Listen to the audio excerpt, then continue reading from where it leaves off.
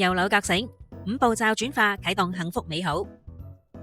第4章解說篇：意識焦點的力量。你為什麼會誕生在這世上？你好，我係老媽嘅意識焦點。我而家雖然已經成功逃離咗老媽呢一個容器，但係我過去亦都曾經被左腦君好緊緊咁捉住咗一段好長嘅時間噶。佢喺我嘅耳邊不停咁樣灌輸，咁樣好咩？又或者係呢度搞錯咗啲乜嘢啦啩？呢啲想法，聽到咁樣嘅說話，我就會停唔到咁樣繼續思考落去，蓋住一啲被諗唔到答案嘅思考陷阱困住咗，充滿迷茫嘅人生。正確與否係左腦君最擅長嘅陷阱，咁樣有啲咩意義？亦都係一個好難纏嘅陷阱嚟噶。最惡劣嘅係左腦君同我喺腦入邊使用嘅係同一個聲音嚟嘅，一旦聽到佢用同樣嘅聲音自言自語，我就會完全咁同佢同步，中咗佢嘅圈套噶啦。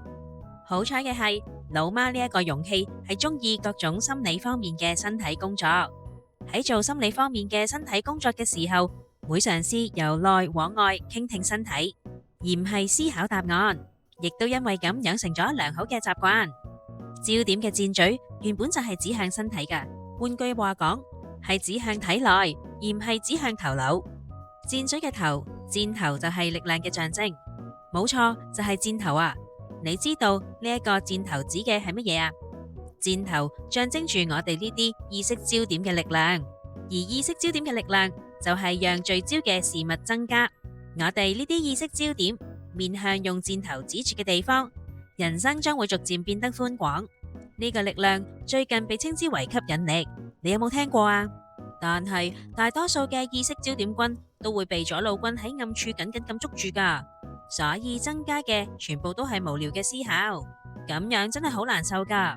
明明只要你願意，就能夠發揮美好嘅力量去引領人生。關於呢一個部分，等你從左腦君嘅魔爪裏面逃走之後，先再教你啦。你必須要逃離嗰個左腦君先，同佢保持好距離，呢個係首要嘅目標啊。其實咁樣對左腦君嚟講都係好事，畢竟佢本來都唔係一個壞人嚟噶。至於逃離左腦君嘅思考陷阱嘅方法，我之後會將前面提到嘅5個步驟慢慢咁逐一為你介紹。只係請你而家好好咁記住，你嘅箭頭擁有最強大嘅力量，所以左腦君亦都唔會試圖喺正面嚟操控你嘅，佢只會兜去後面嘅暗處，匿埋喺你睇唔到嘅地方，並且好大力咁樣捉住你嘅頭腦。即使係你擰轉頭周圍咁揾佢啊，佢都會跟住兜到去你嘅後面，所以成日都會喺你睇唔到佢嘅位置噶。就好似一啲喺鬼屋裏面嘅橋段咁樣，擰轉頭你係唔會揾到佢嘅蹤影噶。當你擰翻去前面咩，個幽靈又會翻到去你身後面噶啦。呢個就係點解大家會覺得自己喺度思考，實際上唔係咁噶。思考係左腦君嘅工作。我呢個意識焦點君而家就定居喺老媽胸口前面嘅正中央一個叫做意識嘅座位，呢度同大腦嘅距離夠遠，所以我係非常自由噶。講到呢度，你應該好想知道意識焦點君嘅真正身份究竟係乜嘢呢？你更加想了解乜嘢係讓事物增加嘅力量？咁樣就要從我哋呢啲意識焦點係點樣嘅存在開始講起啦。呢度會包含咗令人震驚嘅內容噶，你可唔可以接受得到噶？好啦，我哋一齊嚟傾下呢件事啦。老媽我會將我體驗裏面得知嘅事實原封不動咁寫晒落嚟噶。生命，我哋呢啲意識焦點係生命呢個巨大意識體嘅指尖。你明我喺度講咩嘛？生命就係生命，大自然、野生動物、地球上面嘅生態圈，一下就講到咁闊，真係唔好意思啊。總之你可以想象有一個巨大又複雜而且仲活生生嘅能量存在，而且你仲係呢股能量嘅一部分，包含微生物同埋動植物，全部都係嗰個能量嘅呈現，一個盡其所能又好複雜咁去發展、擴大、扭轉、擺動嘅能量。你可以明白到目前為止嘅內容嗎？你只需要大概理解就可以噶啦。所以你亦都唔例外，你呢一個存在係100%都係咁樣嘅能量所構成嘅。你有過咁樣嘅感覺嗎？應該機會唔太大噶。我哋人類仲有各位嘅意識焦點君，往往都缺乏咗呢一個自覺。估計除咗人類以外嘅所有生命，全部都有咁樣嘅自覺噶。即使係再細嘅生命，應該亦唔會從巨大嘅本源能量裏面被切割出嚟，只會喺整體之內，暫時獲得少少嘅形體，然後會被分解，又再次翻到去本源。呢一個係生命個體根本嘅本源能量。我哋變得冇辦法同佢連結，好似被咔嚓一聲剪斷咗咁啊！思考就正正係剪落去嘅嗰把鉸剪啦，而且到咗此時此刻，佢都繼續喺度剪緊。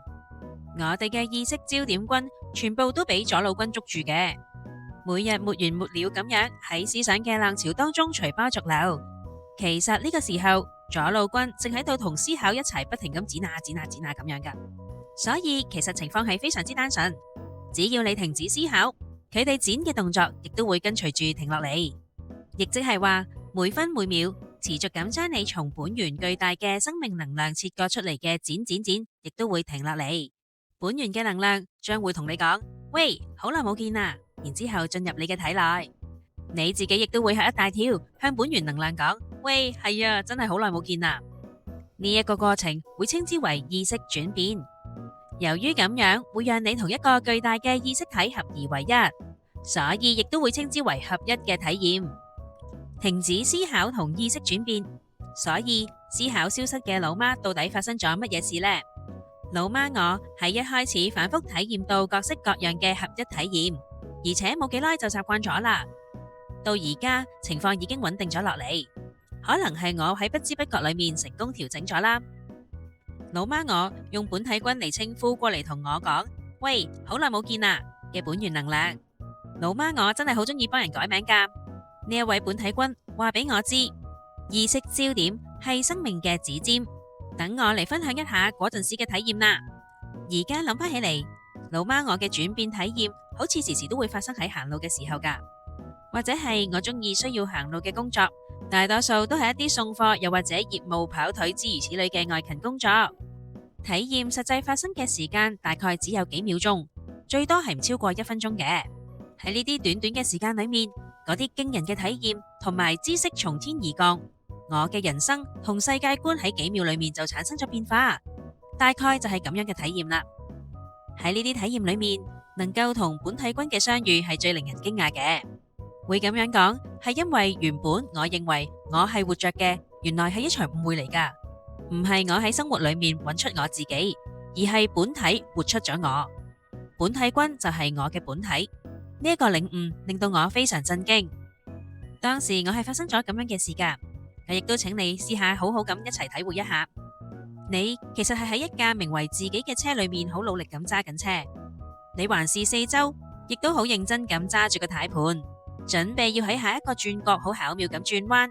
當你注意到嘅時候，你已經坐喺副駕駛座上面，嗰度冇軚盤，亦都冇油門。原本你手握住嘅軚盤消失咗啊！你好驚訝咁望向旁邊，發現本體君坐喺司機位上面，而且仲緊緊咁揸住軚盤。只係本體君嘅眼睛係眯埋噶，本體君眯埋對眼仲同你微笑，然後會對住坐喺副駕駛座上面嘅你開口咁講：嚟啊，交俾你導航。你想去邊度地方啊？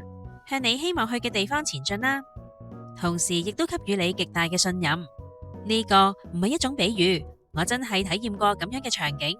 哦，原來真係咁樣，呢啲都係你本體君啊？就連頭先喺平路上面撲親嗰個都係你，唔係我？但係我就擅自將你換成咗我，覺得旁邊嘅人睇到我咁樣跌親係好瘀。原來所有經驗嘅主人都係你本體君。你就係經驗，亦都係記憶、肉體、靈魂。咁我呢？本體君喺呢個時候發出無限嘅愛，就同我講啦，冇錯啊，所以你要許願咯。咁樣，我嘅工作係許願，為咗有所求，我必須暫時忘記自己就係龐大嘅能量。我以意識焦點嘅身份望向外面，憧憬又或者渴望某種事情。接住落嚟，巨大嘅生命軍將會好洶湧咁流向我。嗰個功能係我被創造出嚟嘅目的。我亦都係一種功能意識，擁有指出、許下願望嘅功能。真正活出我係身為生命嘅本體君。若果係本體君浮現到表面，意識焦點嘅功能將會損壞。